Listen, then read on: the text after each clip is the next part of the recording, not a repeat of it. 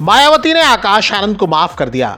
Bahujan Samaj party की प्रमुख मायावती ने भतीजे आकाश को पार्टी से निकालने के फैसले को सिर्फ 41 दिन में पलट दिया।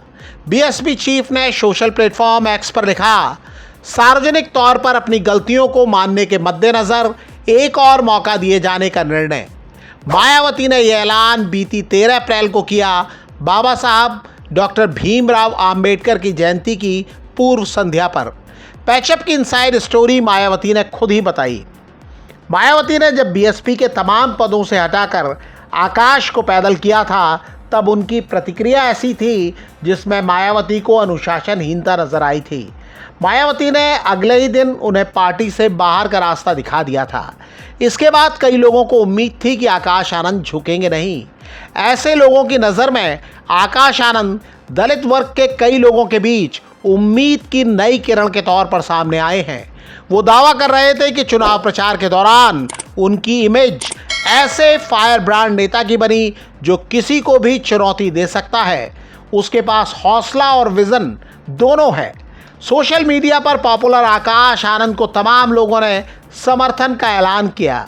ऐसे लोग सोच रहे थे कि आकाश आनंद अपने ससुर अशोक सिद्धार्थ के साथ नई पार्टी बना सकते हैं या फिर किसी और पार्टी का रुख कर सकते हैं। ये दावा भी किया जा रहा था कि आकाश आनंद के अंदाज को देख चुके लोग उन्हें हाथों हाथ लेंगे। मायावती का भतीजा होने की वजह से भी उनकी वैल्यू हर पार्टी में बनी रहेगी। लेकिन कई लोग ऐसे भी थे जो दावा कर रहे थे कि आकाश आनंद से मायावती भले ही नाराज़ हो गई हों, लेकिन वो लंबे समय से उन्हें अपने उत्तराधिकारी के तौर पर तैयार कर रही थी। मायावती आकाश आनंद के पिता और अपने छोटे भाई आनंद के प्रति बहुत स्नेह रखती हैं और उनके बेटे से अंतहीन समय तक नाराज़ नहीं रह सकती। ऐसे लोग दावा कर रहे थे कि मायावती ऊपर से भले ही सख्त दिखें, लेकिन अंदर से नरम दिल हैं और अगर आकाश आनंद झुककर माफ़ी मांगते हैं तो मायावती उन्हें माफ़ करने में देर नहीं करेंगी। जो लोग दावा कर रहे थे कि आकाश आनंद बागी हो सकते हैं, उनके अनुमान गलत साबित हुए। आकाश आनंद भले ही शुरुआत में तेवर दिखा रहे थे, लेकिन वो जल्दी ही समझ गए कि बीएसपी से अलग पार्टी बनाकर या किसी और पार्टी में जाकर उन्हें वो रुतबा हासिल नहीं हो सकता जो बीएसपी में मायावती की छत्र छाया में मिल रहा है और आगे भी मिल सकता है।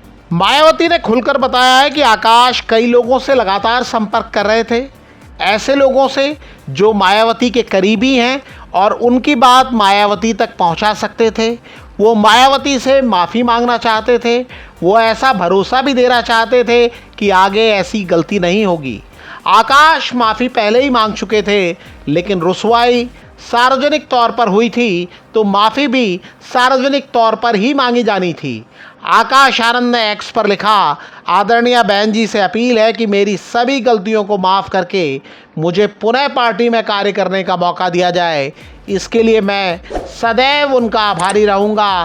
साथ ही अब मैं आगे ऐसी कोई भी गलती नहीं करूँगा जिससे पार्टी व आदरणीय बहन जी के आत्मसम्मान व स्वाभिमान को ठेस पहुँचे। मायावती आकाश की बुआ हैं, उनके पिता की बहन, लेकिन बीएसपी में सभी मायावती को बहन जी कहते हैं। आकाश ने भी आम कार्यकर्ता की ही तरह संबोधन किया और उन्हें माफ़ी मिल गई। लोग याद दिलाते हैं कि ये पहला मौका नहीं है जब मायावती किसी भतीजे पर मेहरबान हुई हो।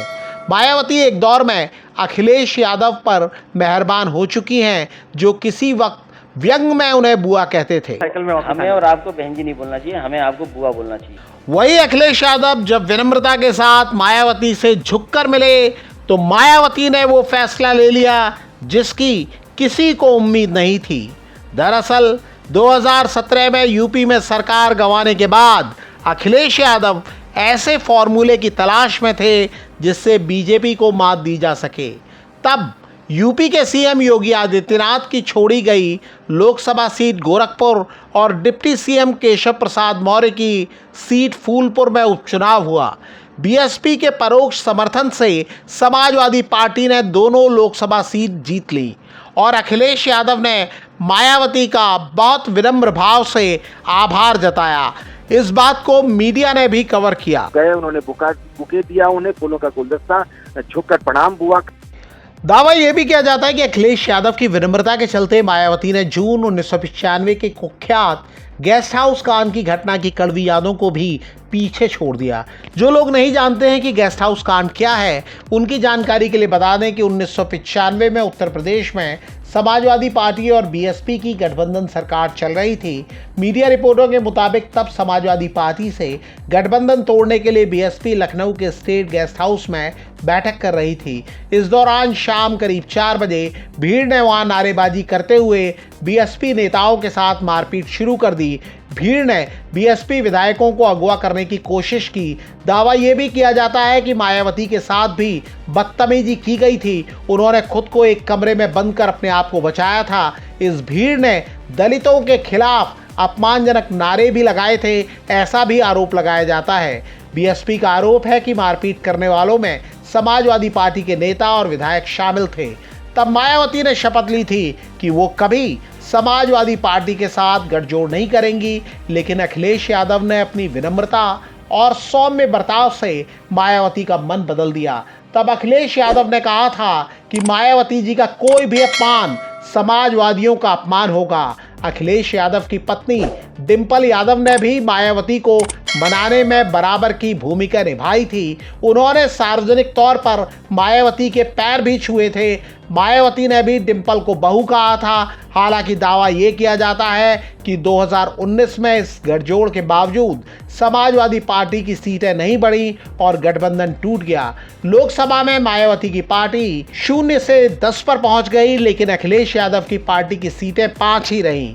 गठजोड़ टूट गया, लेकिन अखिलेश यादव की नजरें लगातार दलित वोटों पर बनी हुई हैं और वो अब भी मायावती के प्रति सम्मान जाहिर करने का कोई मौका नहीं गंवाते। मुझे तो वो समय याद है जब समाजवादियों ने संकल्प लिया था कि देश की प्रधानमंत्री उस वर्ग से हो जिन्होंने समाज के तमाम बुराइयों का सामना किया है हजारों साल।